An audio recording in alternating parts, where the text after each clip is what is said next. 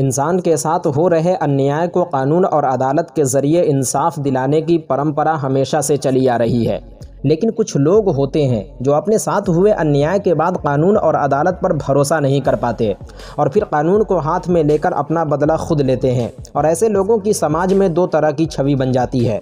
Bandit queen से मशहूर फूलन देवी भी एक ऐसा ही नाम है जो सोचने पर मजबूर कर देती है कि उसके बारे में कौन सी राय बनाना उचित रहेगा। कुछ लोगों के लिए फूलन देवी सच में देवी थी, तो कुछ लोगों के लिए आज भी वो एक कुख्यात डकैत और कई लोगों की हत्यारन है। लेकिन उनके बारे में कोई भी राय देने से पहले उनकी दर्द से भरी जिंदगी के बारे में जानना बेहद ज़रूरी है। हमारे देश भारत में जब भी डाकू का जिक्र होता है तो उसमें फूलन देवी का नाम ना आए, ऐसा हो ही नहीं सकता। उनके बिना हर डाकू की कहानी अधूरी लगती है और डाकू फूलन देवी के बगैर चंबल भी अधूरा और वीरान लगता है। फूलन देवी, जिसका नाम लेते ही लोगों में इतनी दहशत फैल जाती थी जितनी दहशत शायद आज तक किसी डाकू को लेकर नहीं हुआ होगा। फूलन देवी की दहशत इंदिरा गांधी की सरकार में भी थी, क्योंकि ना तो उत्तर प्रदेश की सरकार फूलन देवी को पकड़ पा रही थी और न ही इंदिरा गांधी की सरकार कुछ कर पा रही थी। यहाँ तक कि फूलन देवी को गिरफ्तार न करने की वजह से उत्तर प्रदेश के मुख्यमंत्री को इस्तीफा तक देना पड़ गया था। फूलन देवी की कहानी वाकई हैरान करने वाली है। बचपन से लेकर डाकू बनने का सफर, फिर उसके बाद खुद सरेंडर करना और जेल से सजा काटने के बाद फिर नए तरीके से अपनी जिंदगी की शुरुआत करना, फिर राजनीति में आकर सांसद बनना और 2001 में सिर्फ 38 साल की उम्र में बेहद ही रहस्यमय तरीके से उनकी हत्या होना। तो क्या है 22 ठाकुरों को एक लाइन में खड़ा कर बंदूक से उड़ाने वाली बैंडिट क्वीन उर्फ फूलन देवी की दर्द और पीड़ा से भरी पूरी कहानी वीडियो में डिटेल्स में बताएंगे। मगर उससे पहले अगर अभी तक आपने अपने चैनल रियल कहानी को सब्सक्राइब नहीं किया तो अभी कर लें, क्योंकि इस चैनल पर हम इसी तरह रहस्य, रोमांच और क्राइम से रिलेटेड सच्ची कहानियां लाते रहते हैं। तो चलिए वीडियो की शुरुआत करते हैं।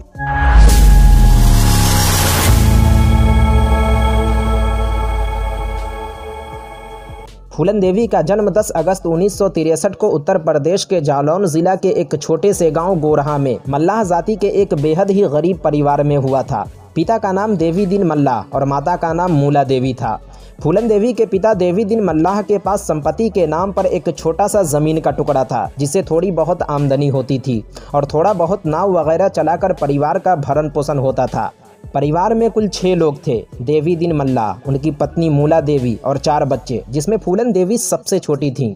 सबसे बड़ी फूलन देवी की एक बहन थी, फिर 2 भाई और चौथे नंबर पर फूलन देवी। फूलन देवी के घर की हालत बहुत ख़राब थी, जैसे तैसे ज़िंदगी कट रही थी। छोटा सा एक ज़मीन का टुकड़ा था जिसके कुछ हिस्से पर उनके चाचा ने कब्जा कर रखा था। फूलन देवी 10 साल की उम्र से ही दूसरी लड़कियों की तरह शर्मीली, डरपोक या फिर किसी के दबाव में आकर डर जाए वैसी बिल्कुल भी नहीं थी। वह बचपन से ही निडर, बहादुर और तुरंत पलटकर किसी की बातों का जवाब दे देती थी। वहाँ की भाषा में जितनी भी गालियाँ थी फूलन देवी हर उस इंसान को दे देती थी जो उनसे झगड़े या फिर लड़ाई करता था। एक दिन फूलन देवी के पिता और उनके चाचा के दरमियान जमीन को लेकर जमकर लड़ाई हुई। फूलन देवी के चचेरे भाई ने ईंट से उनका सर फाड़ दिया, जिसके जवाब में फूलन देवी ने भी ईंट और पत्थर से अपने चाचा और उनके लड़के पर हमला किया और फिर अपनी बहन के साथ वहां के स्थानीय पुलिस स्टेशन के बाहर धरने पर बैठ गई। फूलन देवी का बस्ती के लोगों और लड़कों से अक्सर लड़ाई होती रहती और उन लड़ाई झगड़ों की खबरें अब फूलन देवी के घर तक पहुंचने लगी थी, जिसको लेकर फूलन देवी के घर वाले भी परेशान रहने लगे थे। परिवार द्वारा लाख समझाने के बाद भी फूलन देवी उनकी एक नहीं सुनती थी, जिसकी वजह से अपने परिवार के लोगों से भी उनकी नहीं बनती थी। फूलन देवी सिर्फ 2 बहनें बची थीं, क्योंकि उनके दोनों भाइयों की मौत बहुत ही कम उम्र में हो चुकी थी। फूलन देवी की उम्र सिर्फ 11 या 12 साल की थी। उनके पिता रोज रोज के झगड़े से तंग आकर उनकी शादी एक अधेड़ उम्र के आदमी से कर दी। फूलन देवी के पति का नाम पुत्तीलाल मल्लाह, जिसकी उम्र 38 से 40 साल थी, बगल के ही गांव का रहने वाला था। देवी दिन मल्लाह अपनी बेटी की शादी गुस्से में आकर कर दी, लेकिन अभी गौना यानी विदाई नहीं हुई थी। उस जमाने में बाल विवाह यानी शादी तो कम उम्र में होती थी, लेकिन विदाई बालिग होने के बाद ही होती थी। इसी दरमियान एक रोज़ फूलन देवी के पति पुत्तीलाल मल्लाह बगैर फूलन देवी की मर्जी के उसके साथ जोर ज़बरदस्ती करता है। फूलन देवी पुत्तीलाल की पत्नी तो ज़रूर थी, मगर उस वक्त नाबालिग थी और बगैर पत्नी की रजामंदी से उसके साथ संबंध बनाना एक तरह का अपराध है। उसके बाद फूलन देवी थोड़ी सहमी और पति से डरने लगी थी, लेकिन फूलन देवी के पिता देवी दिन मल्लाह गौना न होने के बावजूद भी अपनी बेटी को ज़बरदस्ती उसके पति के घर भेज दिया करता था, जिसके बाद पुत्तीलाल पहले से ज़्यादा ज़बरदस्ती और परेशान परेशान करता था और इसी वजह से फूलन देवी अक्सर अपने घर भाग आया करती थी। देवी दिन मल्लाह फूलन देवी के घर आने से परेशान होकर उससे पीछा छुड़ाने की सोच रहा था। एक दिन फूलन देवी भागकर जब अपने घर पहुंची तो पिता ने परेशान होकर सोने की अंगूठी चुराने के झूठे इल्जाम में वहां के स्थानीय पुलिस में अपनी ही बेटी के खिलाफ FIR दर्ज करवा दिया, जिसके बाद पुलिस घर पहुंची और फूलन देवी को गिरफ्तार कर थाने ले गई। फूलन देवी 3 दिनों तक हवालात में बंद रही और इन 3 दिनों में पुलिस वालों ने भी उनके साथ जबरदस्ती कर उनका यौन शोषण किया। फूलन देवी की जिंदगी में सब कुछ बुरा चल रहा था। पति के साथ अक्सर झगड़े होना, पिता से भी रिश्ते खराब होना, झूठे चोरी के इल्ज़ाम में जेल जाना और फिर हवालात में पुलिस द्वारा उनका शोषण होना। इन सारी घटनाओं ने फूलन देवी की ज़िंदगी पर बड़ा गहरा असर डाला और धीरे धीरे फूलन देवी को बागी बनने पर मजबूर कर दिया। जेल से बाहर आने के बाद उनके पिता ने फूलन देवी को उसके ससुराल भेज दिया। जोर ज़बरदस्ती के बाद जब फूलन देवी अपने ससुराल पहुंची तो पता चला कि उनका पति पुत्तीलाल मल्लाह दूसरी शादी कर चुका है। जैसे तैसे कुछ दिनों तक ससुराल में रहने के बाद एक रोज़ जमकर लड़ाई हुई और इस बार ससुराल वाले जहेज में मिले हर एक सामान के साथ फूलन देवी को उनके पिता के घर भेज दिया। पिता से रिश्ते खराब होने के साथ अब फूलन देवी का ससुराल भी छूट चुका था और इसी दरमियान फूलन देवी की जान पहचान गाँव के कुछ अनजान लोगों से हुई जो उसी गांव के रहने वाले और मल्लाह जाति के थे। ये लोग चंबल के बीहड़ में अलग अलग डाकुओं के गैंग में काम करते थे और तब तक गांव वाले भी फूलन देवी के बारे में बहुत कुछ जान चुके थे कि फूलन देवी किसी से भी लड़ जाती हैं, किसी को भी गाली दे देती है, कई दिनों तक जेल में भी रह चुकी है, यानी एकदम मुंहफट, निडर और बहादुर लड़की है। और तभी एक दिन अचानक 1979 में फूलन देवी चंबल के बीहड़ में डाकुओं के नज़दीक पहुँच जाती है। लेकिन कैसे? फूलन देवी का चंबल के बीहड़ में डाकुओं के पास पहुंचने की 2 वजहें बताई जाती हैं। पहली वजह ये कि चंबल के बीहड़ में ज़्यादातर डाकू मल्लाह बिरादरी के थे और उनमें से कुछ डाकुओं को फूलन देवी के बारे में सब कुछ पता था कि वो किस तरह से किसी से भी लड़ जाती है, किसी को भी गाली दे देती है, तो यह हमारे पेशे में बहुत काम आएगी। और इसी वजह से वो लोग फूलन देवी को समझा बुझाकर चंबल के बीहड़ में ले गए। फूलन देवी के चंबल पहुंचने की दूसरी कहानी यह है कि फूलन देवी की दबंगई को देखकर उनको डाकू बनाने के इरादे से चंबल के ही कुछ डाकू उनको किडनैप कर चंबल के बीहड़ में ले गए और एक इंटरव्यू के दरमियान जब फूलन देवी से चंबल पहुंचने की कहानी पूछी गई तो उन्होंने भी इसका साफ साफ और कोई सही जवाब नहीं दिया। इंटरव्यू में उन्होंने सिर्फ इतना कहा कि शायद किस्मत को मंजूर था और मेरी किस्मत में लिखा था चंबल जाना, इसीलिए मैं पहुंच गई, अपनी मर्जी से गई या फिर डाकू किडनैप करके ले गए। फूलन देवी ने इसका क्लियर जवाब नहीं दिया। फूलन देवी चंबल पहुंचने के बाद जिस गैंग में शामिल हुई उस गैंग के सरदार का नाम था बाबू गुर्जर, जबकि उसी गैंग का जो दूसरा लीडर था वो था विक्रम मल्लाह, जो फूलन देवी के बरादरी से ही था। क्योंकि विक्रम मल्लाह को फूलन देवी पर हुए अत्याचार के बारे में सब कुछ पता था, इसलिए विक्रम मल्लाह फूलन देवी की बहुत इज्जत करता था। वहीं बात करें बाबू गुर्जर की तो शुरू से ही फूलन देवी पर उसकी बुरी नज़र थी। एक रात बाबू गुर्जर ने फूलन देवी के साथ ज़बरदस्ती करने की कोशिश की। फूलन देवी ने उसका विरोध करते हुए शोर मचाना शुरू कर दिया। शोर की आवाज़ सुनते ही गैंग का दूसरा लीडर यानी विक्रम मल्लाह दौड़ता हुआ पहुंचा। फूलन देवी के साथ होती हुई ज़बरदस्ती देखकर विक्रम मल्लाह गुस्से से लाल हो गया। पहले तो दोनों के दरमियान जमकर लड़ाई हुई और फिर विक्रम मल्लाह ने बाबू गुर्जर के सीने को गोलियों से छलनी छलनी कर दिया और इस तरह गैंग के ही एक लीडर ने डाकू गुर्जर को मौत की नींद सुला दिया। बाबू गुर्जर के मरते ही पूरे गैंग में तरह तरह की बातें होने लगी कि फूलन देवी की खातिर विक्रम मल्लाह ने सरदार को ही मार दिया।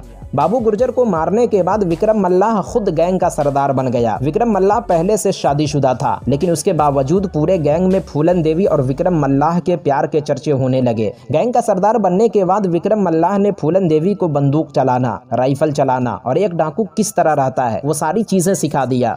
उस समय विक्रम मल्लाह के गैंग के लोग छोटी मोटी चोरी, किडनैपिंग और राह चल रहे मुसाफिरों से छीना झपटी कर अपना गुजारा करते थे। जब फूलन देवी को चंबल में रहने का पूरा अनुभव हो गया तो एक दिन विक्रम मल्लाह से कहकर पूरी गैंग के साथ अपने पति पुत्तीलाल के गांव पहुंच गई। गांव पहुंचने के बाद अपने पति पुत्तीलाल को उसके घर से घसीट कर बाहर चौराहे पर लाई और फिर फूलन देवी ने उसकी जमकर पिटाई कर अधमरा कर दिया। फिर फूलन देवी ने गाँव वालों से कहा, कान खोल कर सुन लो गाँव वालों, आज के बाद इस गांव में कोई भी बुढ़ा या अधेड़ उम्र का आदमी किसी नाबालिग लड़की से शादी किया तो फूलन देवी बीच चौराहे पर खड़ा कर उसे गोली मार देगी। जिसके बाद फूलन देवी चंबल लौटकर छोटे मोटे लूटपाट करती रही, लेकिन अभी तक फूलन देवी सुर्खियों में नहीं आई थी। बाबू गुर्जर गैंग का 2 खास डाकू जिनका नाम श्री राम और लाला राम था, ये दोनों कुछ दिनों से जेल में बंद थे। जेल से छूटने के बाद जब ये दोनों चंबल पहुंचे तब इन्हें पता चला कि इनके सरदार बाबू गुर्जर की मौत हो गई है और विक्रम मल्लाह ने फूलन देवी की खातिर बाबू गुर्जर की हत्या की है। और फिर विक्रम मल्लाह और फूलन देवी से श्री राम लाला राम की दुश्मनी की शुरुआत हो गई। चूँकि श्री राम लाला राम ऊंची जाति यानी राजपूत खानदान से थे, इसीलिए ये दोनों चाहते थे कि गैंग का सरदार मल्लाह जाति से नहीं बल्कि राजपूत खानदान से हो, जबकि विक्रम मल्लाह चाहते थे कि गैंग में मल्लाह जाति का दबदबा हो। और इसी वजह से पूरे गैंग में फूट पड़ गई। चूँकि गैंग में राजपूतों की संख्या ज्यादा थी, इसलिए श्री राम लाला राम राजपूत गैंग का सरदार बन गया। श्री राम लाला राम और विक्रम मल्लाह के दरमियान लड़ाई शुरू हो गई और फिर एक दिन श्री राम लाला राम ने विक्रम मल्लाह को गोली मारकर उसकी हत्या कर दी। जिसके बाद श्री राम लाला राम और उसकी गैंग के लोगों ने फूलन देवी को किडनैप कर अपने गांव ले आया। श्री राम लाला राम उत्तर प्रदेश के एक छोटे से गांव बेहमई का रहने वाला था।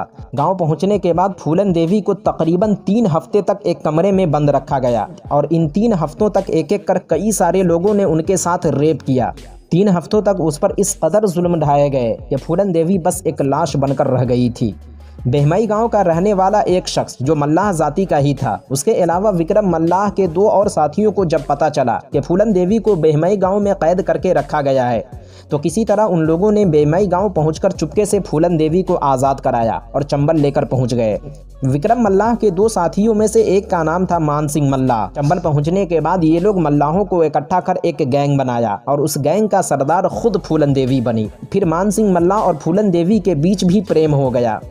गैंग का लीडर बनने के बाद फूलन देवी ने लूटपाट करना शुरू कर दिया, लेकिन फूलन देवी ज़्यादातर बड़ी जाति के लोगों से ही लूटपाट करती थी। लूटपाट करने के बाद अपने मल्लाह जाति के लोगों की मदद भी करती थी। लड़कियों की शादी विवाह में फूलन देवी बहुत मदद करती थी, जिससे लोगों की नज़रों में उनकी काफ़ी इज्जत बढ़ गई। लोगों का भरोसा जीतने की वजह ये थी कि कोई भी फूलन देवी के खिलाफ पुलिस में मुखबिरी न करे।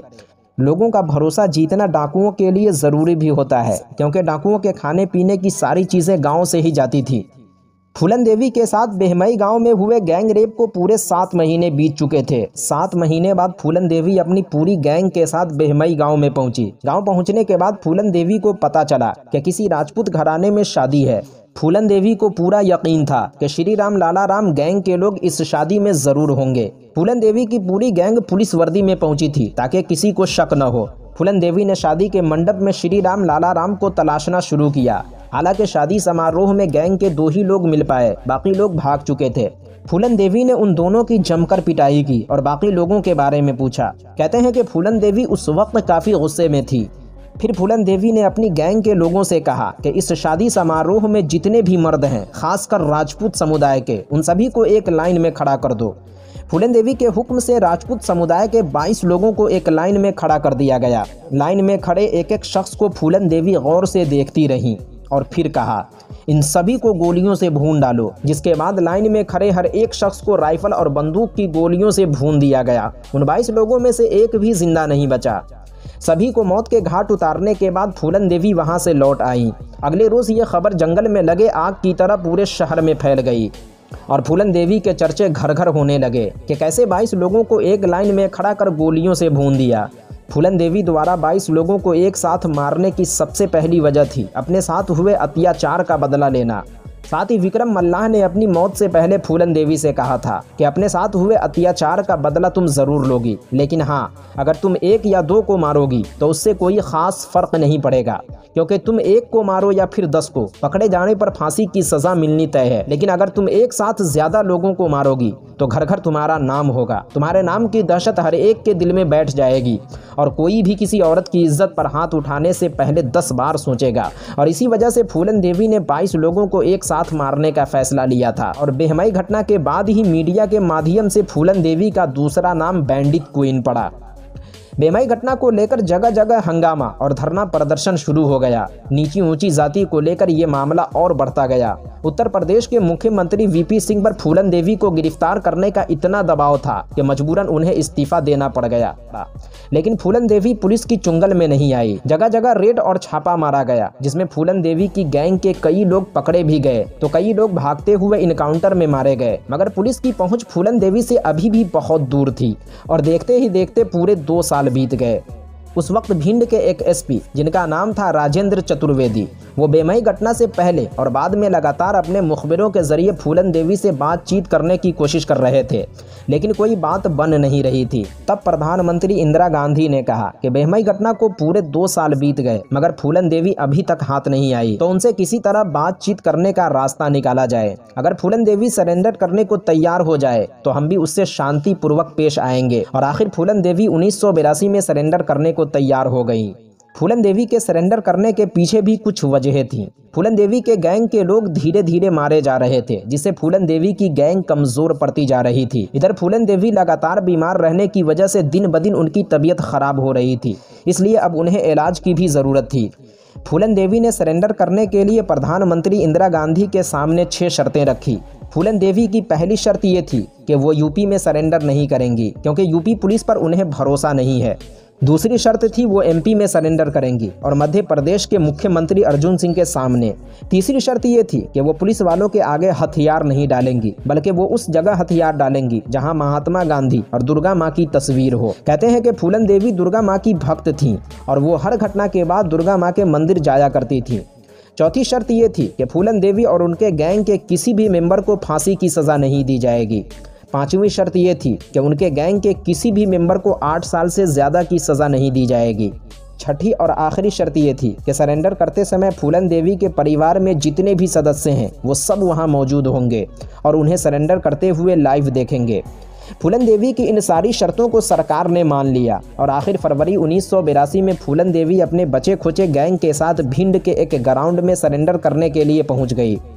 300 से 400 पुलिस वाले ग्राउंड के चारों तरफ मौजूद थे और करीब 18,000 लोगों की भीड़ फूलन देवी को सरेंडर करते हुए देखने के लिए पहुंच गई, जिस भीड़ को काबू करना पुलिस के लिए मुश्किल हो रही थी। जिसके बाद फूलन देवी और उनका गैंग भिंड के उस ग्राउंड में दाखिल होना शुरू हुए। लेकिन हैरानी की बात यह है कि जेल जाने के बाद अगले 11 साल तक फूलन देवी के खिलाफ किसी भी मामले में कोई कार्रवाई या सुनवाई नहीं हुई। 11 साल तक बिना चार्जशीट के फूलन देवी जेल में पड़ी रही। जेल में रहते हुए बाज़ाब्ता फूलन देवी का इलाज भी चलता रहा। इलाज के दौरान फूलन देवी का 2 ऑपरेशन भी हुआ, जिनमें से एक ऑपरेशन के दौरान फूलन देवी और उनके परिवार को बिना बताए उनका यूट्रेस यानी गर्भाशय निकाल दिया गया। बच्चादानी निकालने की वजह यह थी कि हिंदुस्तान में कभी कोई दूसरी फूलन देवी पैदा न हो। और फिर 2001 में सिर्फ 38 साल की उम्र में बेहद ही अजीब तरीके से उनकी हत्या कर दी गई। जेल से निकलने के बाद कैसे फूलन देवी ने शादी की, फिर राजनीति में आकर मेंबर ऑफ पार्लियामेंट बनी, क्यों सरकार ने उनके सारे गुनाहों को माफ कर दिया, कैसे उनकी हत्या की पूरी साजिश रची गई, फूलन देवी को गोली मारने के बाद कैसे हत्यारा खुद आकर सरेंडर किया, फिर तिहाड़ जेल से पुलिस वालों को चैलेंज कर फरार हो गया, फिर पकड़ा गया। फूलन देवी की कहानी के पार्ट 2 में बताएंगे। तो दोस्तों, कैसी लगी फूलन देवी की संघर्ष से भरपूर रोंगटे खड़ी कर देने वाली पूरी कहानी, कमेंट बॉक्स में ज़रूर बताएं। और इसी तरह की इंटरेस्टिंग फैक्ट और इस दुनिया से जुड़ी अजीबो गरीब मालूमात देखने और सुनने के लिए हमारे चैनल को ज़रूर सब्सक्राइब करें। मिलते हैं एक और नई वीडियो के साथ, जब तक के लिए अपना